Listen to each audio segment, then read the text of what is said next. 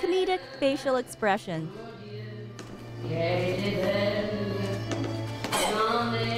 And slapstick physical movement are integral to the art of mime. And nothing goes unnoticed with director and mentor Shannon Guile. She knows these four artists must make their actions speak louder than words, because they are all deaf. But make no apologies.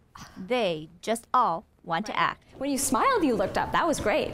The troupe is comprised of people within the deaf community, so I did some workshops within the community and picked the people that were the most skilled, that seemed to have a passion for this.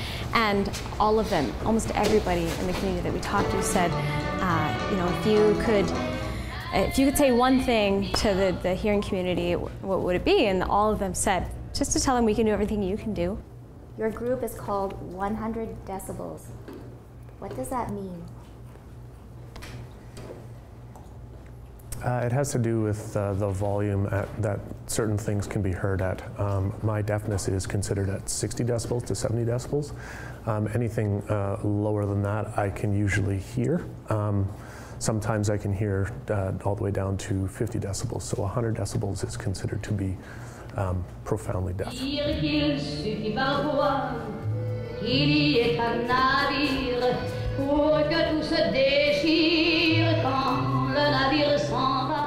No, three of them in this troupe had said I said, what would you want to be? If you could be anything, what would you want to be? And three of them said, well, I've always wanted to become an actor.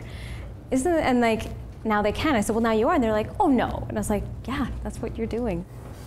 Have you always wanted to become an actress? Yes, definitely. That's 100% right. Ever since I was a little girl, I always wanted to be involved in some kind of theater or movies. I was living in Poland with my aunt. She was really, really into theater. I was obviously deaf from a young age. I was able to see what was going on the screen. Couldn't hear anything, but with captioning I was able to access it a little bit more. But yes, ever since I was very, very small, I wanted to get into acting. The troupe's Fringe production is called Can You Hear Us Now? And is a series of short vignettes, some playing tribute to traditional mime, and others telling the compelling stories on how they became deaf. What did you want to convey to the audience in Can You Hear Me Now?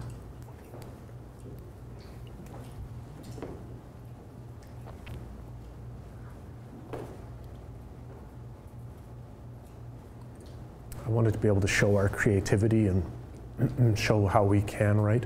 I know that working with Shannon, she's been able to give us some feedback on all of the aspects of our work. We've gotten a lot better from there in terms of using our face, in terms of how we use our body in our mime performances, and it's helped a lot. I really hope that they feel fulfilled. This is an opportunity that they haven't really been able to have. This team has been great.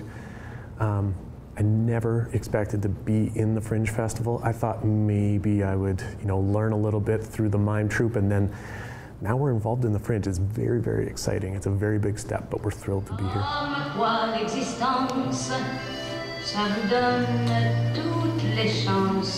For Go Winnipeg, I'm Tracy Koga.